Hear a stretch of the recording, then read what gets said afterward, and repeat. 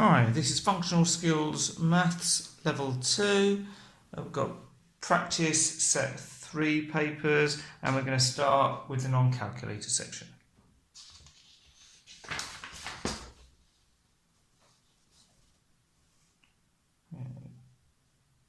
Question 1.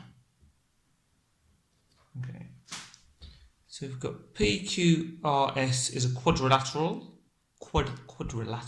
So PQRS.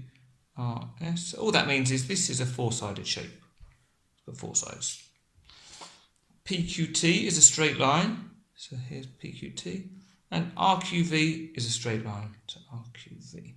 So we've got these two straight lines crossing each other at that point there, Q. And it says write down the value of X. Okay, well, the fact it says write down the value, that suggests there's no calculations or anything too clever that we need to do. And what we need to know is that when you've got two straight lines crossing each other, the opposite angles are equal. So this angle will be the same as this angle. So X, this angle here, is going to be the same as the top, which is 84 degrees.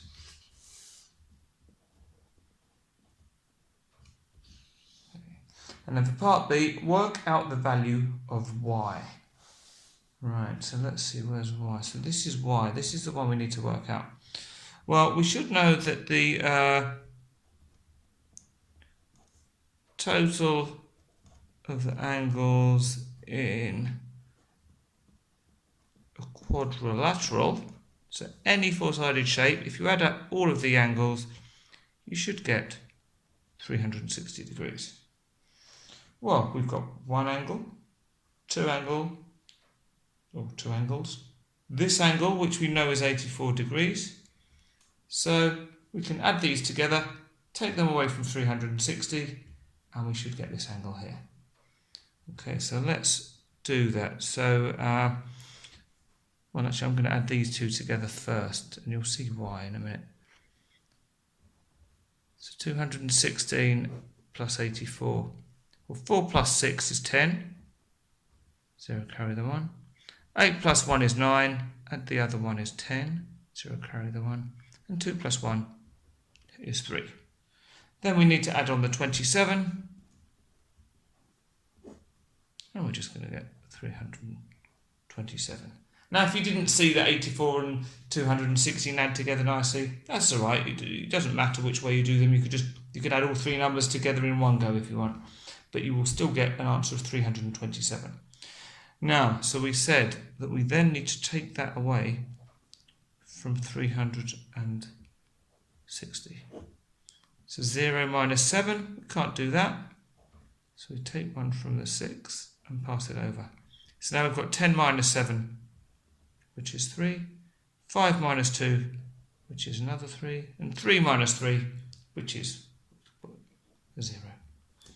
So the value of Y is going to be 33 degrees.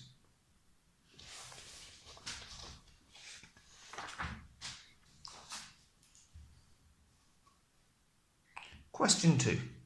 Prasha sees this advert for an apprenticeship. We've got an apprentice plumber. They get £5.68 per hour, and they work 37 hours per week. Prasha will be paid for 52 weeks of the year. She estimates that she will have an annual salary of $11,500. Use estimation, so this is the important bit, to check if Prasha's estimate is sensible. You must show your working. So they don't want you to use exact figures. You won't get the full marks if you use exact figures. You need to estimate, and that means we need to round. So the way that we would estimate her annual salary, well, we'd start by taking her per hour salary, the £5.68, and we would multiply it by the number of hours they work a week. But because we said we need to estimate, we're going to say, well, 5.68, well, let's round that to the nearest whole number. So that's approximately equal to £6. And 37, well, let's round that to the nearest 10. Let's call that 40 hours. Okay. she'll be paid for 52 weeks of the year. So at the moment, if we did 6 times 40, this would be how much, an estimate of how much she earns in 1 week. So if we want to work it out for a year, we would then multiply it by 52. But we're going to, again, we'll round this to the nearest 10. So, well, that's 50 weeks. Okay. So really we want to multiply them all together. So we're going to say, well, let's do it over here. 6 times 40. Well, 6 times 4 is 24. Then we just put the 0 on the end. Okay, so that's an estimate of how much she earned in 1 week. So let me put in 1 week. Okay. Now, if we want it for a year, so in 1 year, we need to multiply a 240 by the number of weeks. So let's do 240 times 50. There's different ways you could do this. I'm going to do it this way. So 0 times 0 is 0. 0 times 4 is 0. 0 times 2 is 0. Now we're on to the 5, the 10, so we put a 0 down here. 5 times 0 is 0. 5 times 4, or 4 5 is going to be 5, 10, 15, 20. 0 carry the 2. And 2 5s are 10, and the 2 is 12. And we would add them together, but obviously these are all zeros, so we're just going to have £12,000. Well, that's our estimate. We want to know whether Prussia's estimate is sensible. Well, we can say £12,000. Well, that's approximately equal to 11,500. So we can say yes, that's a sensible estimate.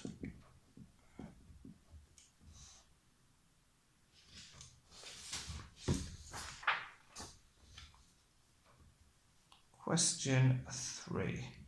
Write 8% as a decimal. Well, 8% means 8 divided by 100.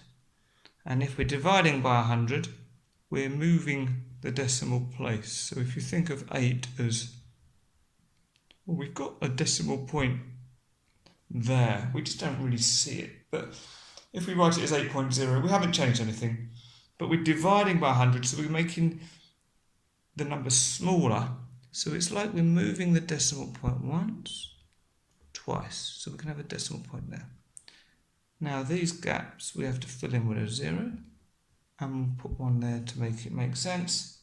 So we've got a value of 0.08%.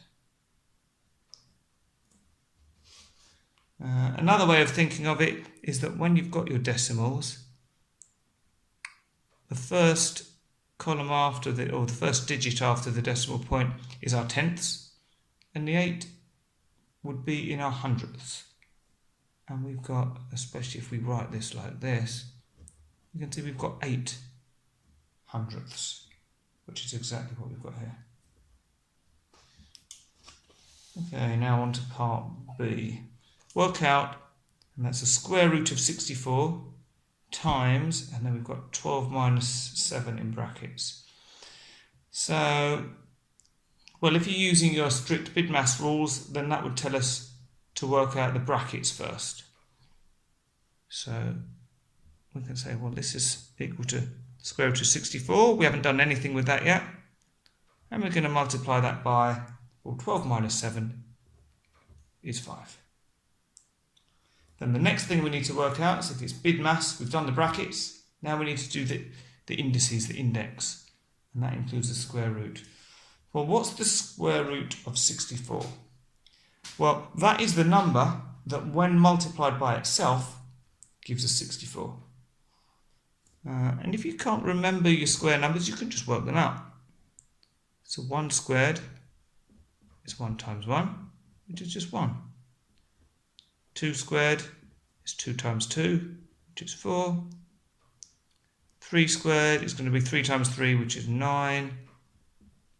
4 squared, 4 times 4 is 16. 5 squared, 5 times 5 is 25.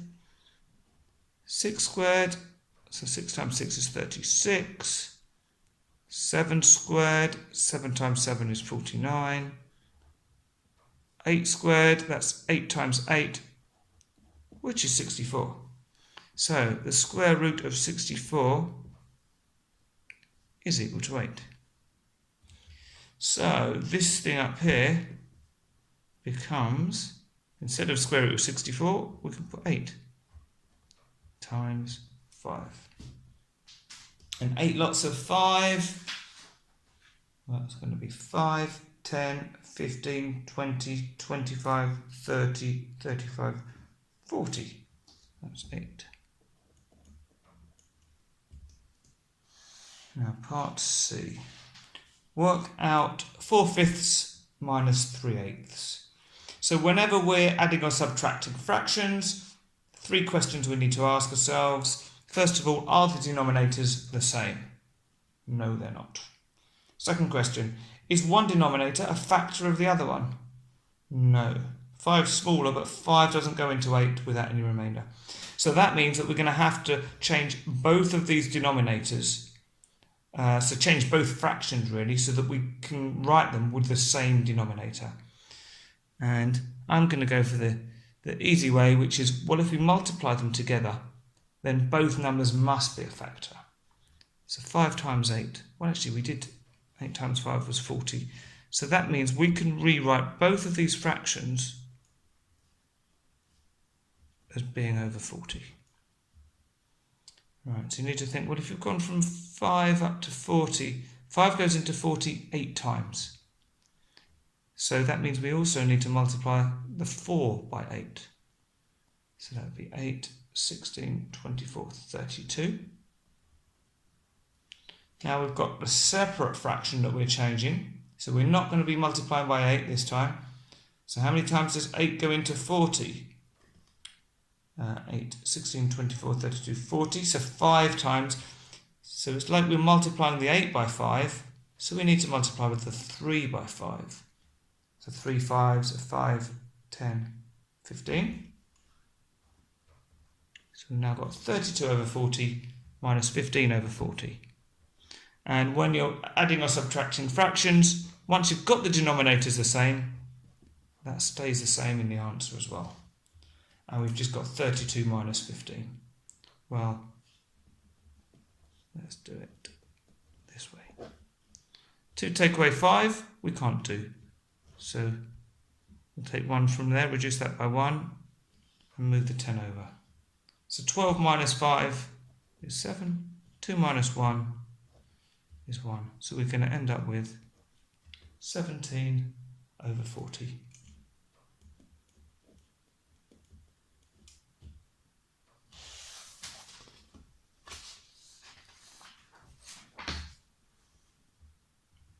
And then we're on to question 4. Let's see if we can get it here so we can see the question as well. Just about. So, Uditi wants to make a shoe tray. The tray will hold rows of shoes. She wants each row to hold 6 pairs of shoes. Uditi measures the width of 5 pairs of her shoes. Here are the results in centimetres. So we've got 18.2, 19.7, 19.4, 18.6, and 18.9. Right. To find the total width of 6 pairs of shoes, Uditi will multiply the median width of these pairs of shoes by 6. The width of the base of the tray will need to be 10% more than the total width of 6 pairs of shoes, and have an extra 3 centimetres at each end of the tray for a frame. So this frame, we're saying that this is 3 centimetres across there and there. Uditi draws this diagram of the largest shoe tray she can make with the wood she has.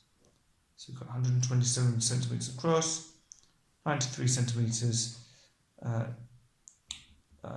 can call this, I don't know, what's this, length, width, and 8 centimetres deep. Udity thinks this tray can hold 6 pairs of her shoes in a row. And the question we can't see is she correct? Show why you think this. Right, so let's go right. It's always good to read the question first and then go back. So the first thing we need to do, we need to find the total width of 6 pairs of shoes. And it says, to find the total width of 6 pairs of shoes, Udity will multiply the median width of these pairs of shoes by 6. So we want to work out the median of these. So the best way to work out the median is to write them in order from smallest to largest and then find the one in the middle. So first of all, I'm going to number them so I know which is the smallest. Well, 18.2, that's the smallest. Then what's next? 18.6. Then 18.9.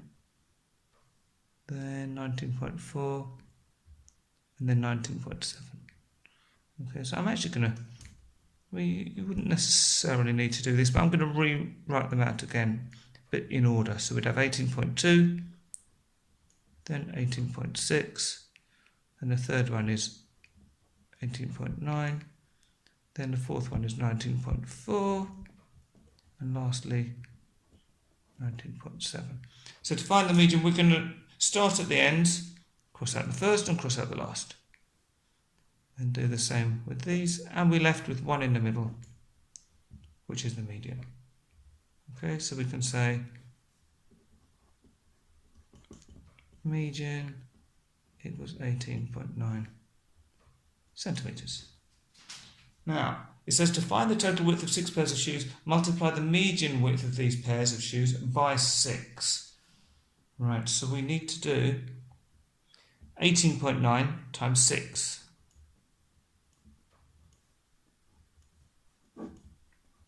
Now, you'll see I've missed out the decimal point, because I find when I'm multiplying with decimals, it's easy to ignore the decimal and put it back in afterwards. You can multiply with it in, but I prefer to do it this way. So, 6 nines, 9, 18, 27, 36, 45, 54, that's 6. So 4 carry the 5. 6 eights, 8, 16, 24, 32, 40, 48, and then we've got 5 to add on. So 49, 50, 51, 52, 53. 3 carry the 5. And 1 times 6 is 6. Add the 5 is 11. So 1, 1, 3, 4. Now we've got to remember that we took out our decimal point before. And to go from 18.9 to 189, we essentially moved the decimal point one place. So we've got to move it back in one place to get 113.4 centimetres. So that is our width of 6 pairs of shoes. So let's put this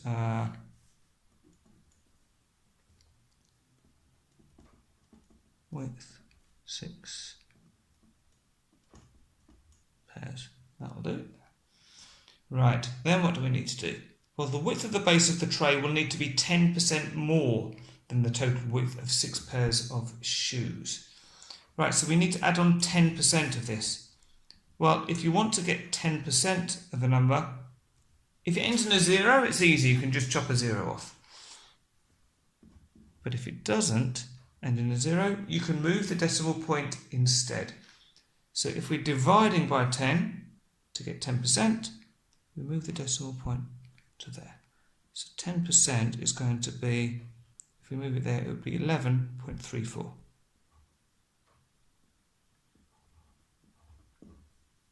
Okay. The reason I've written it like this is because now we want to add the 10% on. Okay, so I'm going to add it on to here.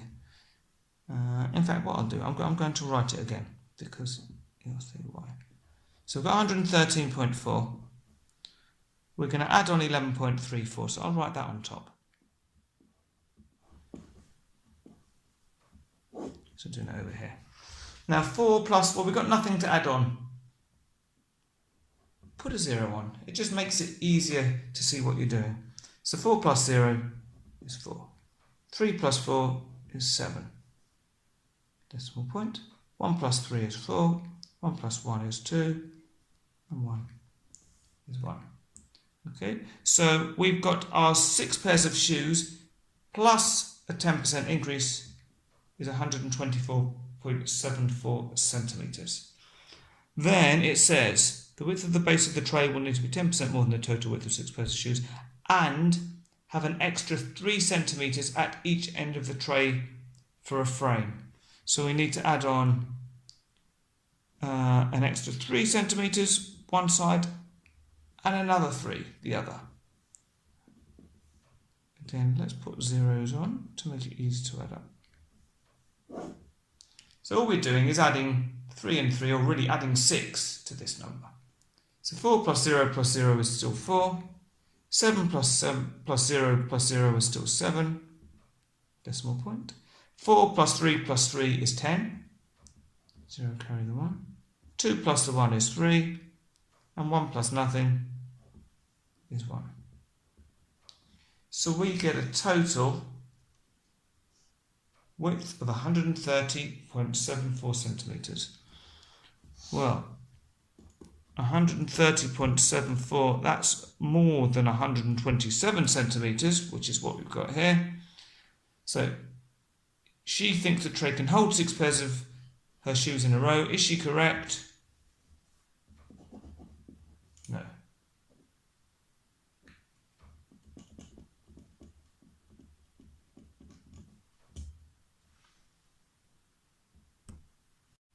So we've got functional skills level 2, still in practice set 3, and now we're on the calculator section.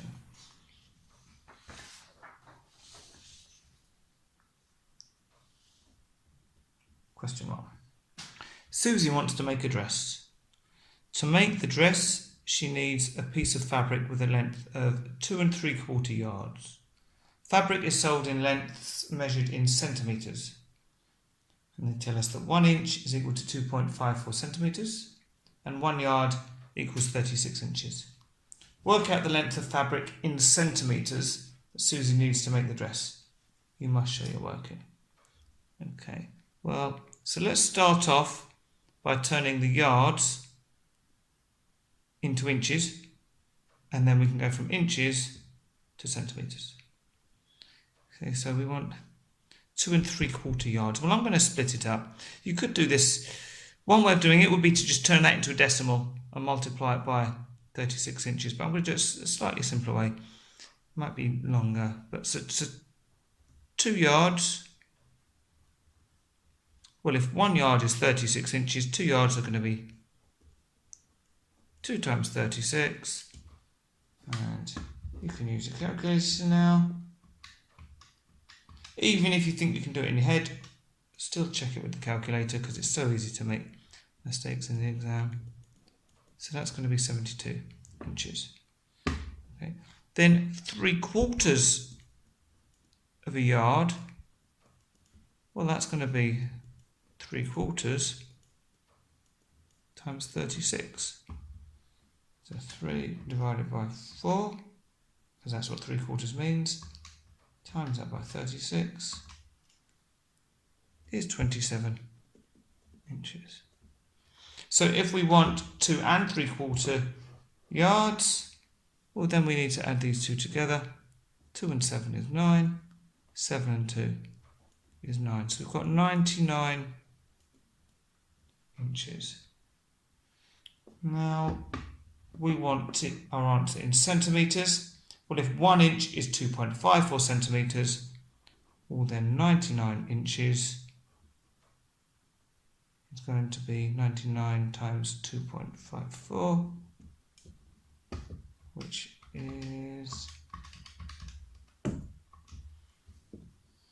251.46 centimetres.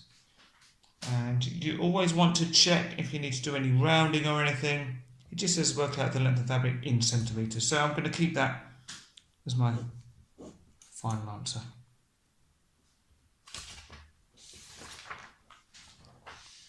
Question 2. Jamal owns a car paint repair business. He has 375 millilitres of thinner, Jamal has plenty of colour and hardener. He has to mix colour, hardener and thinner in the ratio 2 to 1 to 10 to make car paint. Work out the maximum amount of car paint Jamal can make with 375 millilitres of thinner. Right, so with ratio questions, I like to draw a little table. And I'm going to have one column for the colour, another column for the hardener, and note I'm doing them in the same order that we've got the ratio. Another column for the thinner, and we're going to have our total column, or we can call this paint. So if we start off by putting the ratio in, we know that if we've got for every 2 of colour, we need 1 of hardener, 10 of thinner. Okay, now we can think of that as like, well, if we only had 2 of colour, 1 of hardener and 10 of thinner, then in total we would have 13 parts. Now we're told that Jamal has 375 millilitres of thinner. So we've gone from 10 up to 375. Now this always works on a sort of multiplication type basis when we're using ratio or proportion. So what we want to say is, well, how have we got from 10 up to 375? So we can say 375 divided by 10.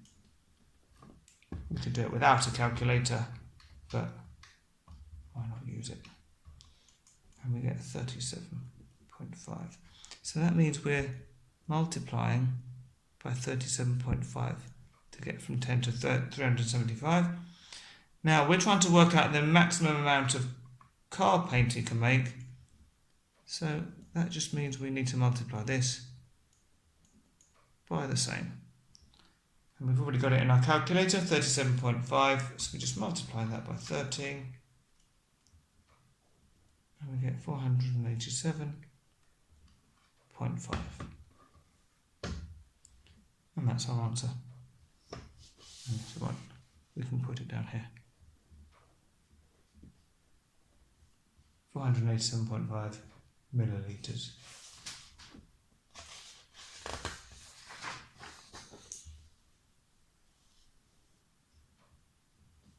Question 3. Aaron is a festival promoter. He says, in 2019, I sold 105,276 tickets. This is 7% less than the number of tickets I sold in 2018. How many tickets did Aaron sell in 2018? So we're trying to go back in time. We know how many he sold in 2019. How many did he sell the year before? Now, we're told that it's 7% less than before. What you don't want to do is work out 7% of this, because this isn't 100%. The number we're interested in is 2018. So if you think 2018, the number of tickets we sold, that is like 100%. So in 2019, he sold 7% less. Well, 100 minus 7. So that means in 2019, that's like 93%. And we know that that is 105,276 tickets. So we're trying to go from 2019 back to 2018. But if 105,276 represents 93%, well then what we can say is, well, let's do 105,276. Let's divide it by 93, because that will give us like 1%. And then we can multiply that by 100 to tell us what 100% or our starting number of tickets would have been. So we're saying 105,276 divided by 93 equals, and then multiply that by 100 and we get 113,200, and that's tickets. And we can put that in there. Now down here we've got show a check of your answer. Well, a check. Well, let's sort of do a reverse check. Well, let's say, well, if we start with last year's number, 113,200. Well, if we find out what 93% of that is, so in other words, 7% less than this year, well, that should give us the number sold in 2019. So we're going to multiply that by 93 over 100 and see what we get. So times 93 divided by 100, and in fact we get 105,276, which is the number of tickets sold in 2019. So we can say, yeah, that looks like a good check. Okay, question 4. Right, so we've got a grid here with our x-axis, our y-axis. We've got point A marked on here at the moment. Let's see. Write down the coordinates of point A. Well, so for coordinates, we've given the space here, we always do the x-axis first. So it's on -4.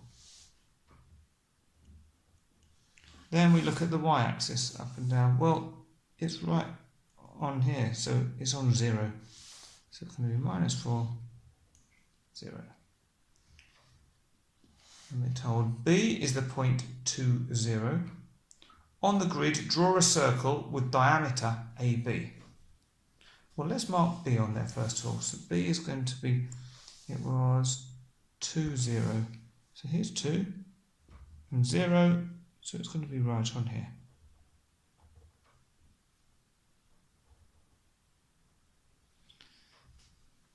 And we're told to draw a circle with diameter AB. Okay, well, if we're going to draw a circle, we really need to know where the centre of that circle is.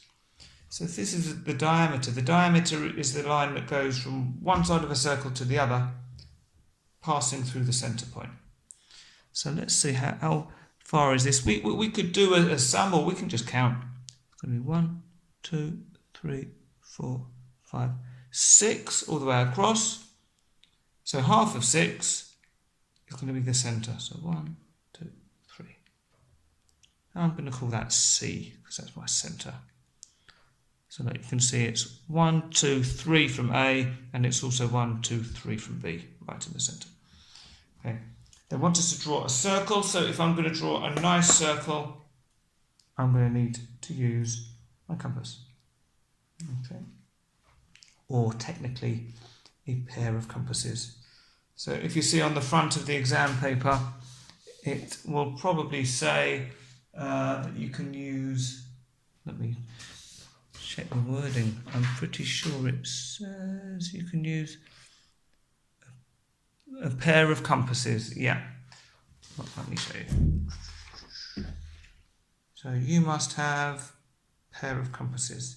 That doesn't mean 2 of these. This is just the official technical name for it, is a pair of compasses because it's got 2 sticks. Right, so we make sure that that hole is as big as possible. Push our pencil through and have them lined up at the end. Make that nice and tight. So I'm going to have to put my compass on C, which is my centre, and put the pencil on B. Let's just check that if I turn that round, it's going to be on A as well, okay? And then we're just going to very carefully draw our circle. Being super careful that we don't change the size Otherwise our circle's going to look like some strange oval or egg-shaped thing. Okay, I think that's pretty reasonable for a circle. So we can stop there.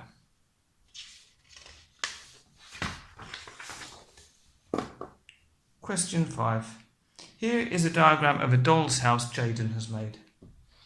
Right, so we've got lots of measurements on here. We've got this height, which goes from the floor all the way up to the top of the roof. We've got the measurements of the side of the sloping roof. We've got the measurements up to the start of the roof, the depth, the width, the height. So 2 faces are each in the shape of a pentagon with a vertical line of symmetry. Well, a pentagon is a 5-sided shape, so they must be talking about 1, 2, 3, 4, 5. These 2 end pieces. Right, so they're the pentagons. Jayden wants to cover all the surfaces of the doll's house with paint. So all surfaces, so that's going to be the sides, the roof, front and back, even the floor, because it says all surfaces. He knows the total area of the base and the roof is 1.3824. So that's the base and these 2 sloping bits of roof. Jayden has enough paint to cover 3.5 metres squared. Has Jayden got enough paint to cover all the surfaces of the doll's house?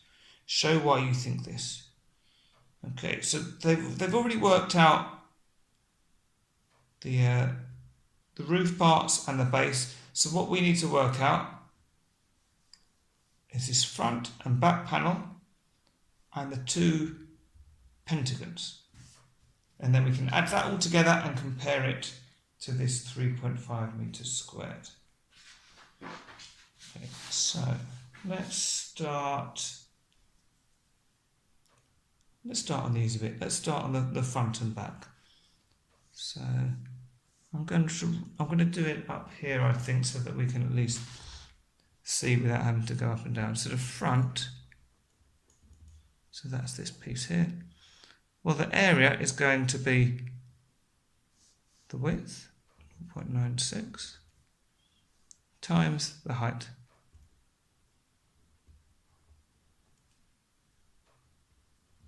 And that is going to give us 0.96 times 0.63, 0.6048. Well, the back's going to be the same. So the back is also 0.6048. Now, we also need to work out our 2 pentagons. Okay, so I think I will do that down here. And what I'm going to do, I'm going to do a bit of a sketch of our pentagon. Not to scale. It's going to be something like this. Now, I don't know how to work out the area of a pentagon, but I do know how to work out the area of a rectangle and the area of a triangle. Okay, so if we're looking at this shape here, it's going to be 0.7 metres at the bottom. Up to this corner is 0.63 metres. Now, to work out the area of a triangle, and you'll need to remember this, always think of it as sort of half of a rectangle. So half times the base times the height. Okay, well, the base is going to be 0.7 metres because it's the same as here. The height, well, how tall is that? Let's see. Well, we're told the full height is 0.75. And let's pull this down so you can see. So from the base all the way up to the top of the roof is 0.75 metres. There. We also know the height of the base up to the start of the roof is 0.63. So this extra bit here must be 0.75 minus 0.63, which is going to give us 0.12. Okay, so now I can draw that on here, 0.12 meters. Right, so let's do the area of the triangle. Well, we've said it's half times the base, which is 0.7, times the height, which is 0.12.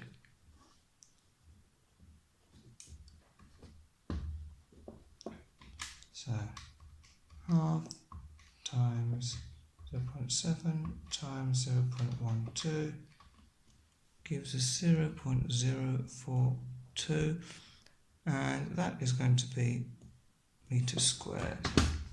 In fact, I should have put that on these ones as well, shouldn't I? Meters squared and meters squared. Right. Now we want to work out this rectangle here. And this is just going to be 0.7 times the height, 0.63. 7 times 0.63 gives us 0.441 meters squared. So if we add those together, 0.042 plus 0.441, we get 0.483 meters squared. Right, so we want to know the total area of everything now.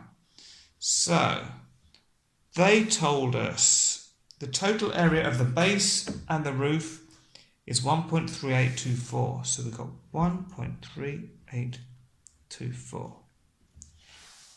Then we need the front, which is 0.6048.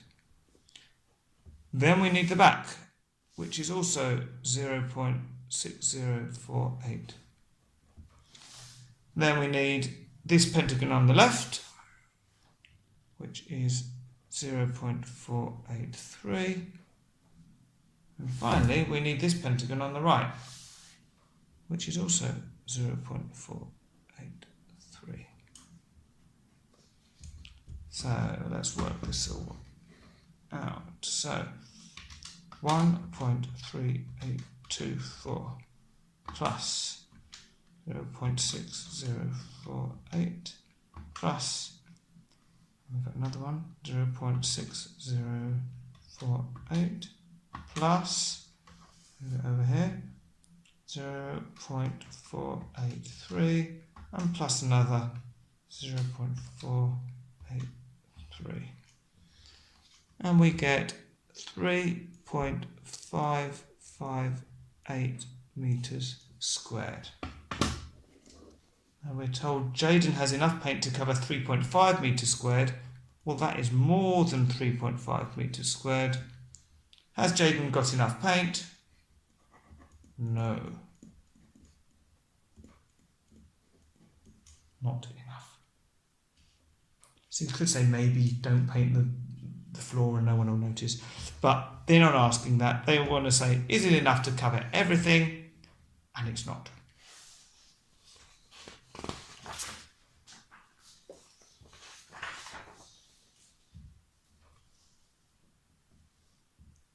Question 6. Here is a formula. And we've got m equals 2.67a, and that's all over 4y. Find the value of m when a equals 8 and y equals 3.5. Give your answer correct to 3 decimal places. Right, so let's write m. I'm going to write it out again. 67a, that's all over 4y. So we can think about the top first. So when you've got a number next to a letter, that means 2.67 multiplied by whatever the value of that letter is. I told you it's 8. So let's see what that is. 2.67 times 8 is 21.36. Then let's look at the bottom. So that's going to be 4 times whatever y is, which is 3.5. So 4 times 3.5 is 14. So that means that m is equal to 21.36 all over 14, or divided by 14. So 21.36 divided by 14, and you get 1.525714.2. But they've told us, give your answer correct to 3 decimal places. Well, that's the 3 decimal places. So we look at the digit after that, which is a 7. It's 5 or more, so we need to increase this 5 by 1. So we're going to get 1.526. We can write that down here.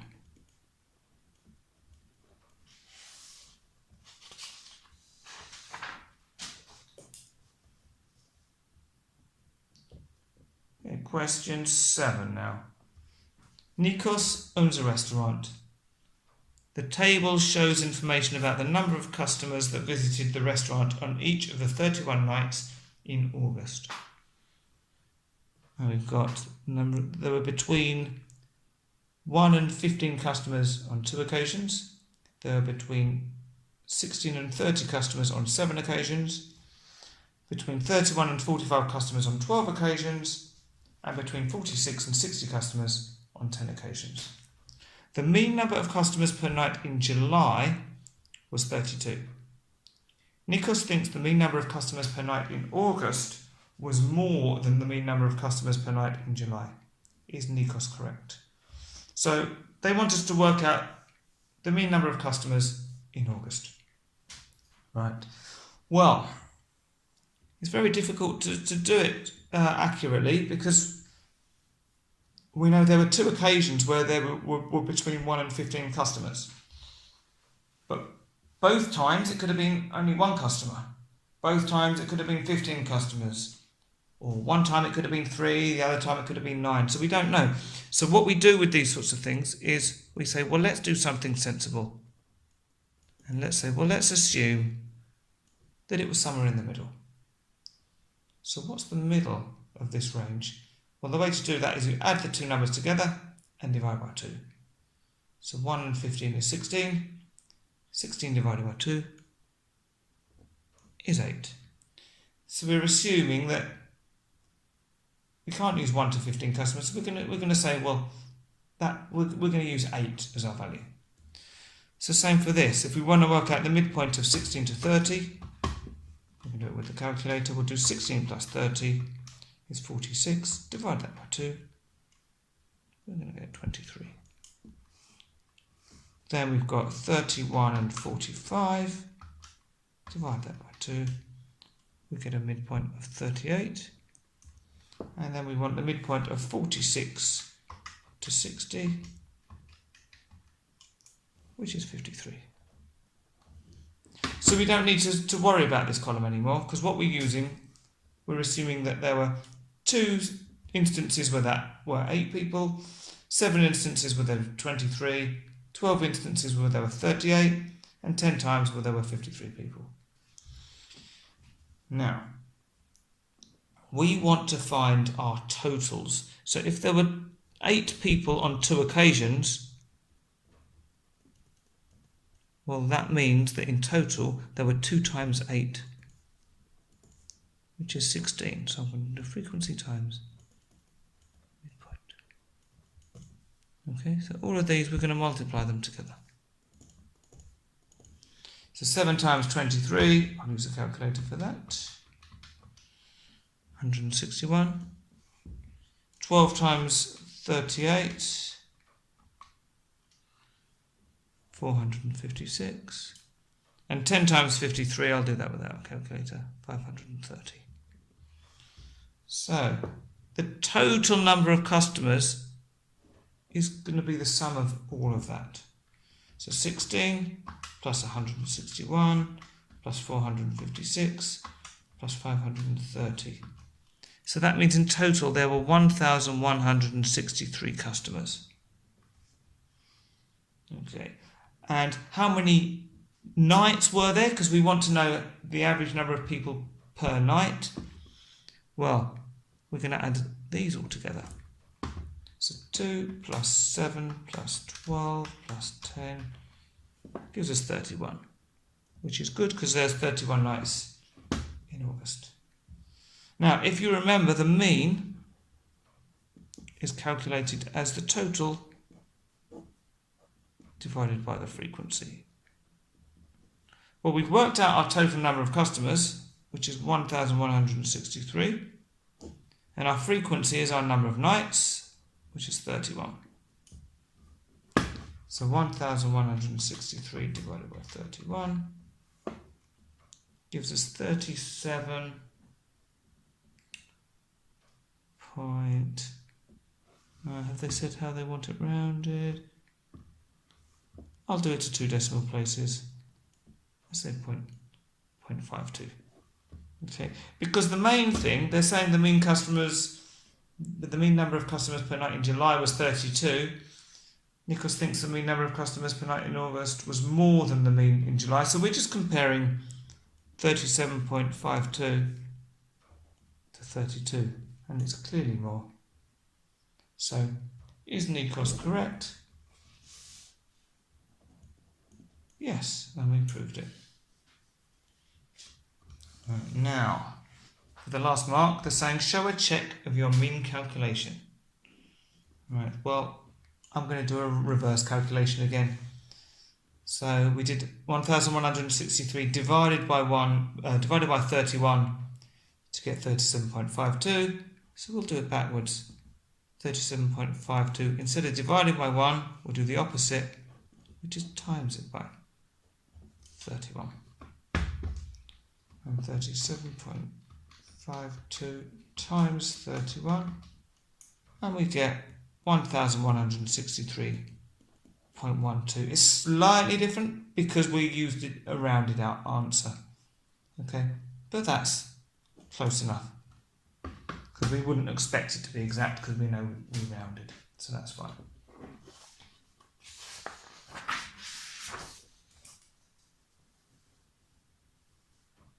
Okay, question 8. Benji sells item in a shop and online.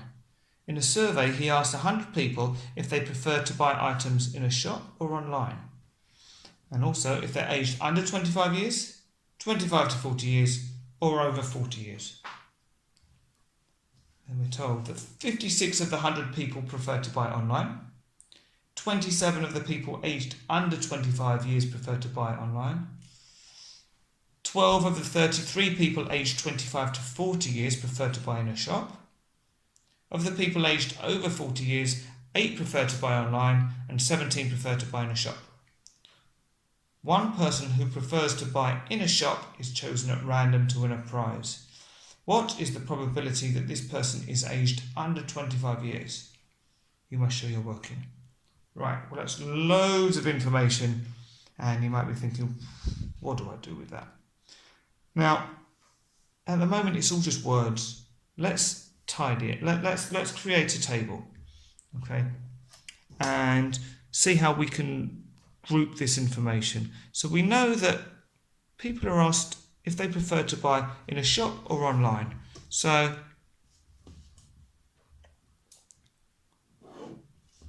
I'm going to have like a little table and I'm going to have shop and online.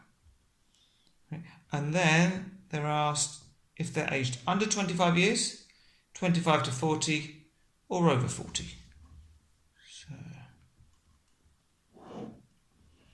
So we can have under 25, 25 to 40, and over 40.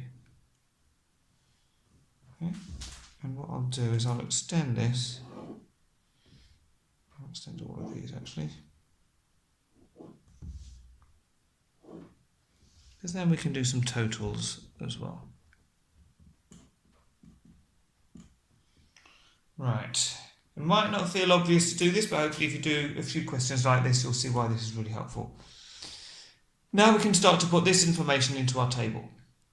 And we're told that 56 of the 100 people prefer to buy online. So that means our total online is going to be 56. And we know that our total is 100 people altogether. So already we can work out how many people prefer to buy in a shop, because it's going to be 100 minus 56, because these two need to add up to this. So we can use a calculator, or we can say 100 minus 56 is going to be 44. Then we're told 27 of the people aged under 25 years prefer to buy online. So under 25, online, that's 27 people. Then we're told 12 of the 33 people aged 25 to 40.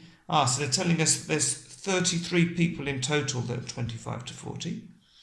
And it says 12 of them prefer to buy in a shop. So 12 in a shop. Right, well we know 12 prefer a shop, and there's 33 of them altogether. Well, the ones that prefer online must be 33 minus 12, which is 21. And we can check that 2 and 1 is 3, 1 and 2 is 3, so yeah, that works. And finally, of the people aged over 40, so here, 8 prefer to buy online, and 17 prefer to buy in a shop. Okay, so that means we can work out the total number that are over 40. So 17 and 8, that's 25. Okay, so, well, I'm going to fill in all this information first. So how many under 25s are there in total? Well, it's going to be 100 minus 25 minus 33. So 100 minus 25 minus 33. So there must be 42 under 25-year-olds. So this number, when added to 27, gives us 42. So we can do 42 minus 27. So there must be 15. The under 25-year-olds that prefer to buy in a shop. And we can check that, because if we do 15 plus 12, that's 27. Add 17, that's 44. So that all works. So we've got all of our numbers now. Now, to answer the question, but you would get at least 2 marks if you've done all of this work. What's the probability? One person who prefers to buy in a shop. So we're interested in a shop is chosen at random. So we're only looking at these 44 people. Okay. What's the probability that this person is aged under 25 years? So if we do it as a fraction, we're saying there's 44 people that we're choosing from, but they're only interested in the ones aged under 25 years. Well, there's 15 of them. So that's going to be my answer.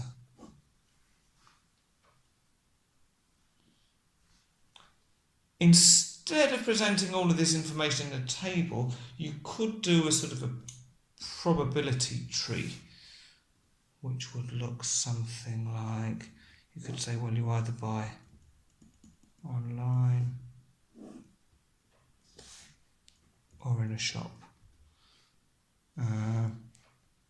And you'd end up with, well, we know that there's 56 online, 44 in a shop. And then you could split the online into under 25s, 25 to 40, and over 40, and do the same with a shop. Yeah, and you'd end up with similar numbers. So online you're going to have, what, 27, 21 and 8, and for the shop you'd have 15, 12 and 17.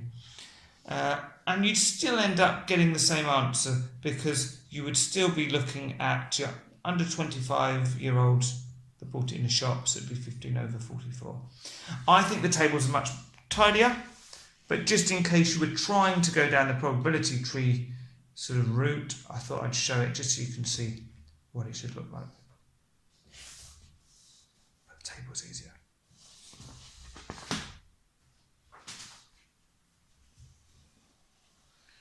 Okay. Yesterday, Benji made 48 sales in the shop and 76 sales online. What fraction of the total number of sales made yesterday were in the shop? Write your fraction in its simplest form. So we're doing a fraction. It's always good to start with the denominator. We're writing a fraction of the total number of sales. Well, the total number is going to be 48 plus 76.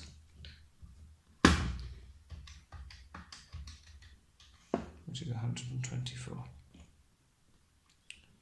So what fraction of the total number of sales were in the shop? Well, so the ones in the shop were 48.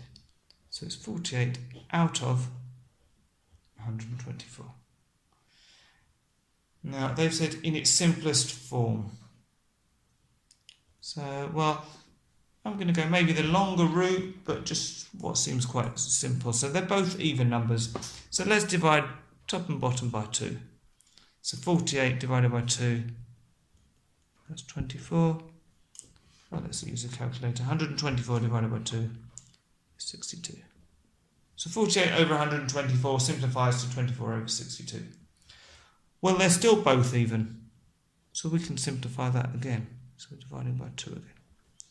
Well, 24 divided by 2 is 12, and 62 divided by 2 is 31. Now, can we simplify that any further? I don't think so. I don't think we're going to get any factors of 31 other than 1 and 31. So we can put 12 over 31 in there.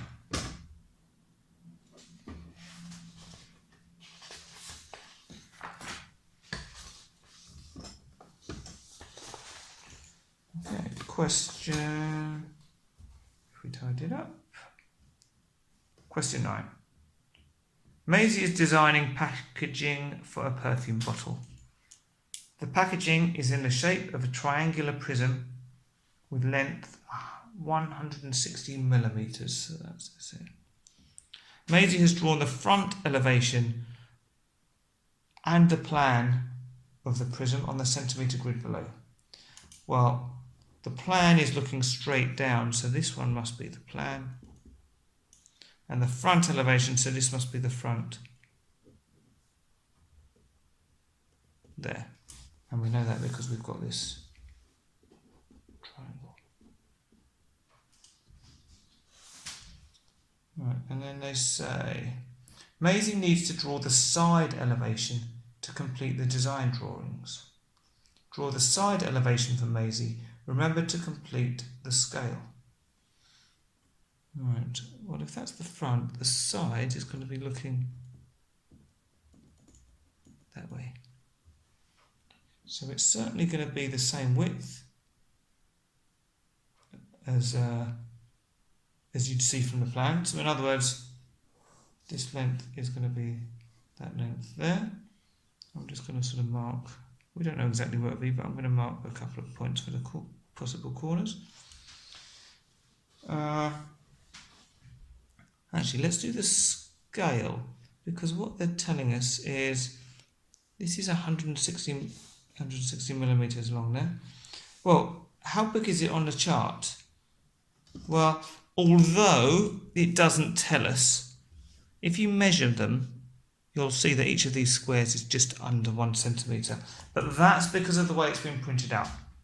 In the exam hall, trust me, each one of these would be 1 centimetre.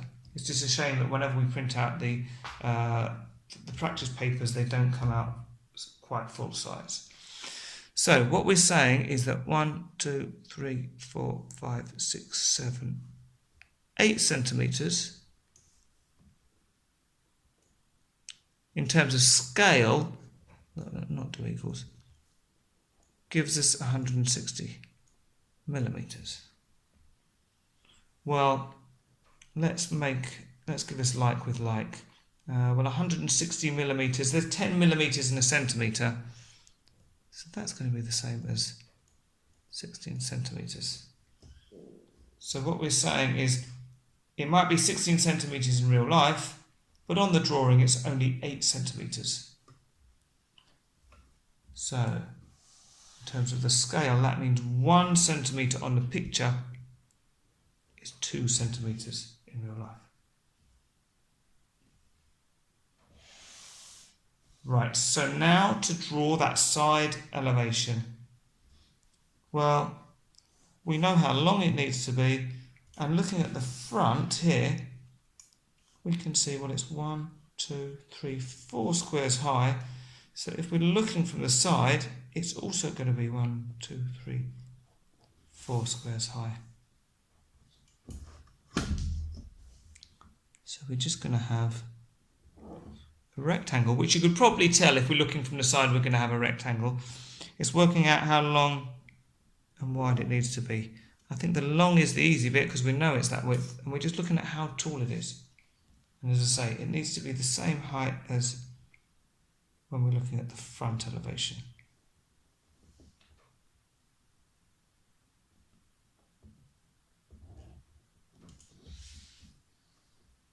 And this is our side.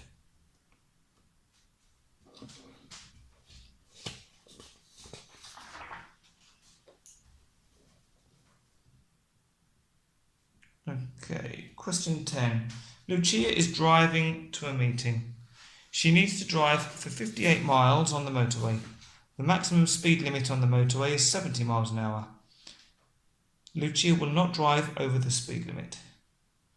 Work out the minimum time Lucia will spend driving on the motorway. Give your answer correct to the nearest minute. Well, she needs to drive 58 miles. Now, if she drove for a full hour, she could do 70 miles. But she's not doing a full hour. She's doing 58/70ths of an hour. So we're going to do 58 divided by 70, but of an hour, which is 60 minutes. We need to multiply that by 60.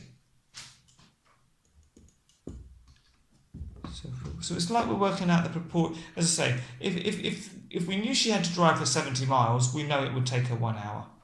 But because she's only got to do 58, we're saying, well, what's sort of as a proportion? If we only want 58 out of 70 of an hour, so we do 58 divided by 70 times 60, and that gives us 49.71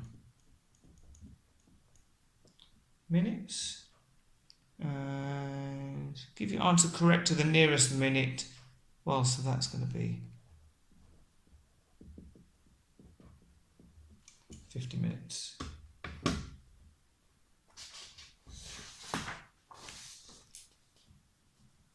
Okay, question 11. Matt and Gabrielle are planning their wedding. There will be 150 people at the reception. All of the tables at the reception seat a maximum of 8 people and have a circular top of diameter 1.7 meters. So in other words, the table's going to be sort of circle like that. If that's the center, well then the diameter is going to be 1.7 meters across. Matt and Gabrielle want to put ribbon around the top edge of each table, so going around here. They will allow for an extra 65 centimeters of ribbon per table for a bow. Okay, so have a pretty bow. Ribbon is sold in rolls. Each roll of ribbon is 30 meters in length. How many rolls of ribbon do Matt and Gabrielle need to buy to decorate the minimum number of tables needed at their reception? Right, so there's a lot to take in. It's a 5-mark question, so that means we're probably going to have to do about 5 different things. So, well, we want to work out how much ribbon we need to go around the table, how much we need what that total is when we add on the bit for the bow, but also how many tables we need. So let's start with, well, if there's 150 people and there's a maximum of 8 people per table, well, if we do 150 divided by 8, that's going to tell us how many tables we need. And that tells us 18.75. But you can't have 0.75 of a table, so we're going to need 19 tables. Right, so now we need to work out how much ribbon they need to go around this edge of the table. And so that is the circumference. And the circumference, well, you might remember two formulas, is either 2 pi r, or you can think of it as pi d, where d is the diameter. Now, if you only remember the 2 pi r, that's fine, because what you'd do is you'd work out the radius of this, then you'd multiply it by 2, so you end up getting back to pi d, or pi times the diameter. Right, well, we know the diameter is 1.7, so this is equal to, and pi, if you look at the front of your paper, it will tell you somewhere here. If your calculator does not have a pi button, well, mine doesn't, take the value of pi to be 3.14. So we can do 3.14 times d, which is 1.7.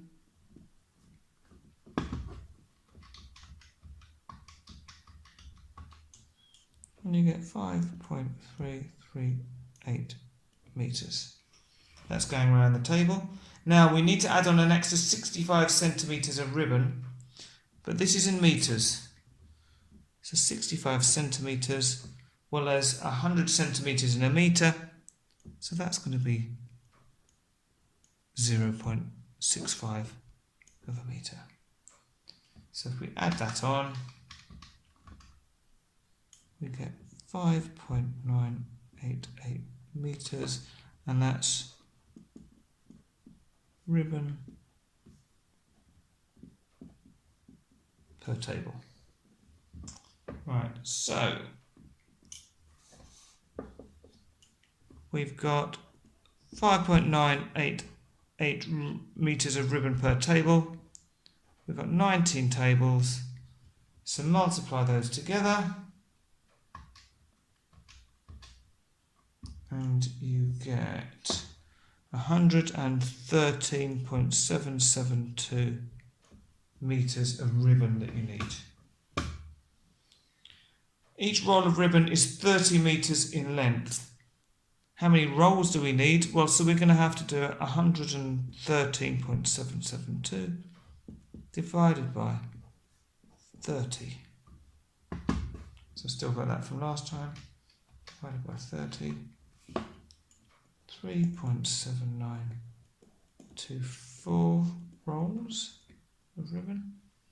Well, I don't think you can buy 0.7924 of a roll, so we're going to need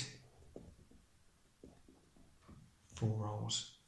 And that's our final answer.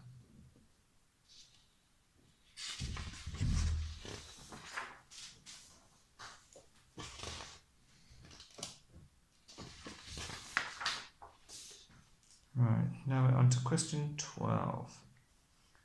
Joanna is writing a report about wages. She has this information about the ages and weekly pay of 8 men. So we've got the ages 27, 41, 32, 19, 46, 37, 24, 53. And this is how much they get. So the 27-year-old gets £470 a month, a week. The 41-year-old gets £686 a week. The 32-year-old gets £514 per week, and so on. Jana wants to draw a diagram to see if there is a relationship between age and weekly pay for these 8 men. Draw a suitable diagram for Jana. Right, so we're trying to compare age and pay, but we want to see all of the different values together.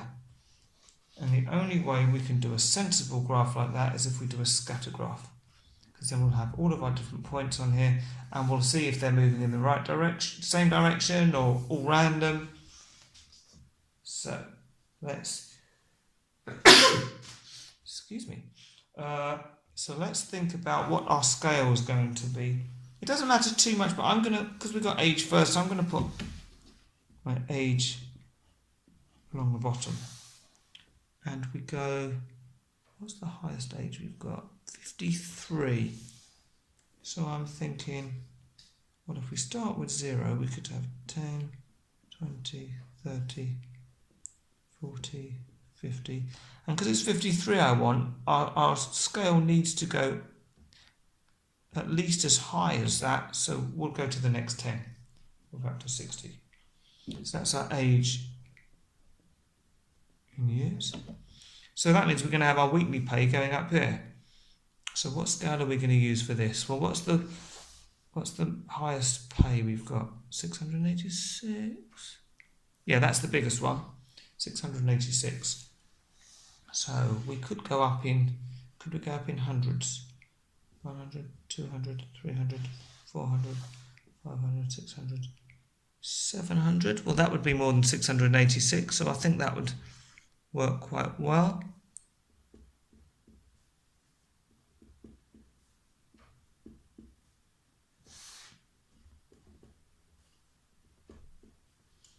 Okay, so let's label this now. So this is weekly pay.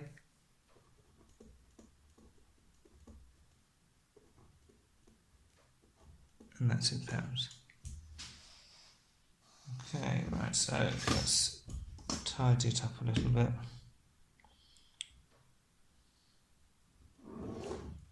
On my y-axis. Put on my x as well. Now we need to start plotting our values. So the first person is 27 years old. So 27, so we've got 10 here, so each one of these is a year, so that would be 25, 26, 27 would be there. And how much do they earn? 470 a week. So we're going to go from this 27 and keep going up 300, 400, and it was 470. So that'd be 450. That would be 470 there. We'll do a little cross. Now this is a scatter diagram, so we're not going to join our dots together. We're just going to plot them all on there. The next one we've got is 41 years old and £686. So 41, and then go all the way up to 686. Well, 680 is there, 690 is there, so I'm going to do it sort of in the middle. And the next one, 32-year-old gets £514. So again, 32. That would be 510, 520. So we're halfway in the middle. Then we've got a 19-year-old gets £295. So 19's here.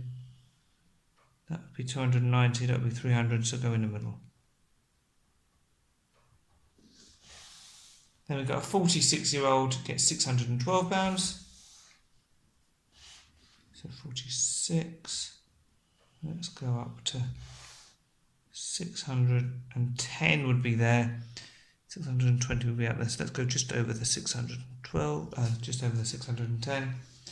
Then we've got a 37-year-old getting £578. So 35, 36, 37.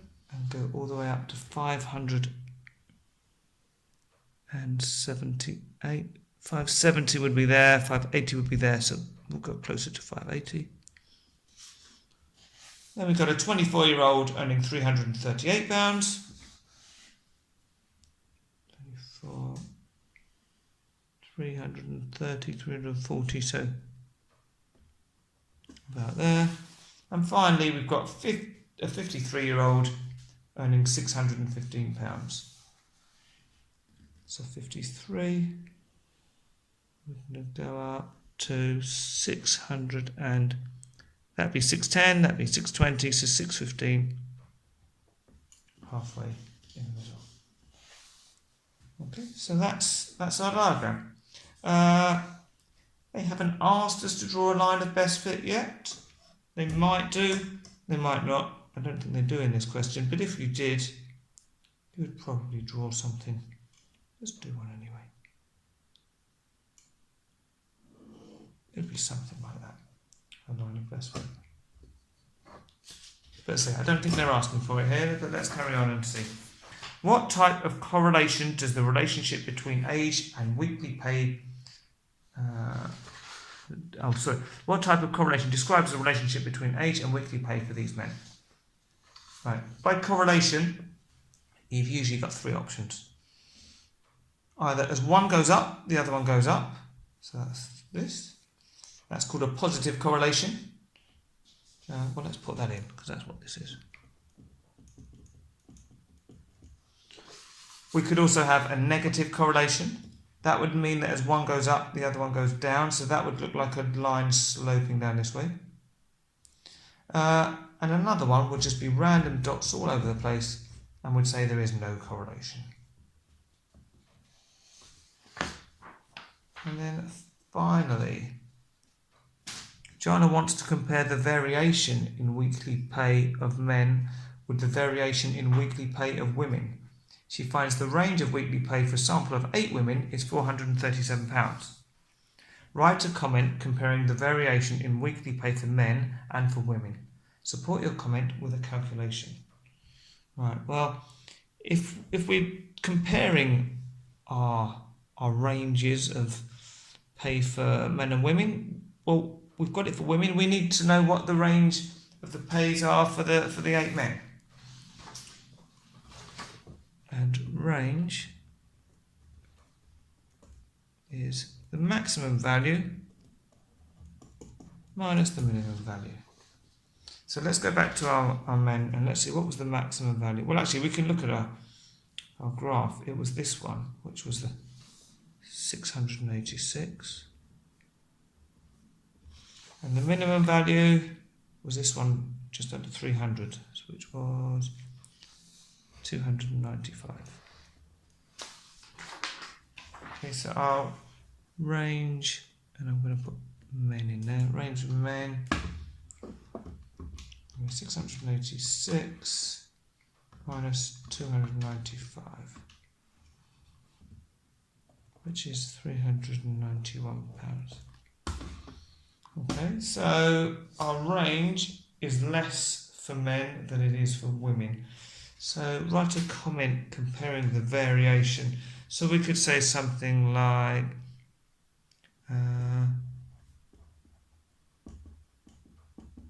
the variation in pay is, what would we say, bigger